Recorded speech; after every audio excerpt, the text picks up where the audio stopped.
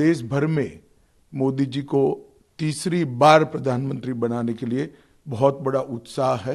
कांग्रेस ने अपने घोषणा पत्र में अपीसमेंट की उनकी पुरानी आदत को फिर से एक बार रिपीट किया है। कांग्रेस के घोषणा पत्र में पर्सनल लॉ को हम आगे बढ़ाएंगे, ये बात की है। पर्सनल लॉ को आप आगे बढ़ाएंगे तो क्या ये देश अब शरिया के आधार पर चलेगा? राहुल गांधी जी पर्सनल लॉ की बात करते हैं, वो देश को खंड खंड तोड़ने की बात है। आज दूसरे चरण का मतदान पूरे देश भर में चालू है और अब तक का जो रुझान है, लोग भारी संख्या में वोट दे रहे हैं। सबसे पहले तो मैं मतदाताओं को अपील करना चाहूँगा कि सुरक्षित देश के लिए, समृद्ध देश के लिए और गरीबों के कल्याण के लिए ऐसी पार्टी चुनिए जो अपने वादों पर खड़ी रहे। देश भर में पूर्व, पश्चिम, उत्तर, दक्षिण में सब दिशाओं में प्रचार कर कर फिर से एक बार आज भोपाल आया हूँ। देश भर में मोदी जी को तीसरी बार प्रधानमंत्री बनाने के लिए बहुत बड़ा उत्साह है और हर जगह पे वो प्रदर्शित हो रहा है।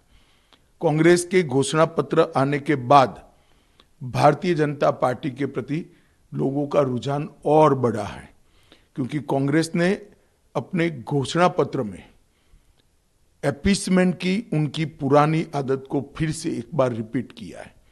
कांग्रेस के घोषणा पत्र में पर्सनल लॉ को हम आगे बढ़ाएंगे, ये बात की है।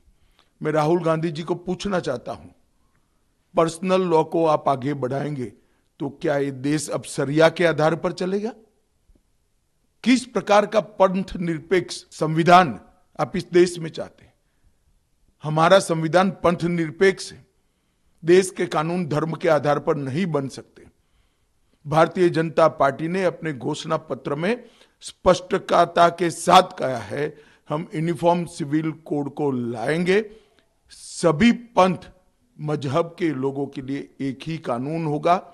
हमने ट्रिपल तलाक समाप्त किया है, यूसीसी की शुरुआत की है, उसको हम आगे बढ़ाएंगे। राहुल गांधी जी पर्सनल लॉ की बात करते हैं, वो देश को खंड खंड तोड़ने की बात है और शरिया के आधार पर क्या ये देश चलेगा?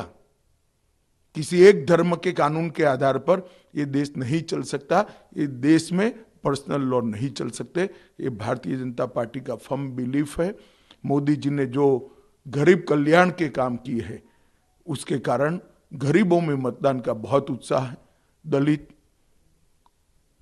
आदिवासी, पिछड़ा समाज और गांव के गरीब, सभी वर्ग के गरीब बहुत उत्साह के साथ मोदी जी के लिए वोटिंग कर रहे हैं और मुझे पूरा भरोसा है कि हम तीसरी बार देश के प्रधानमंत्री के रूप में 1 तारीख के बाद नरेंद्र मोदी को देखेंगे।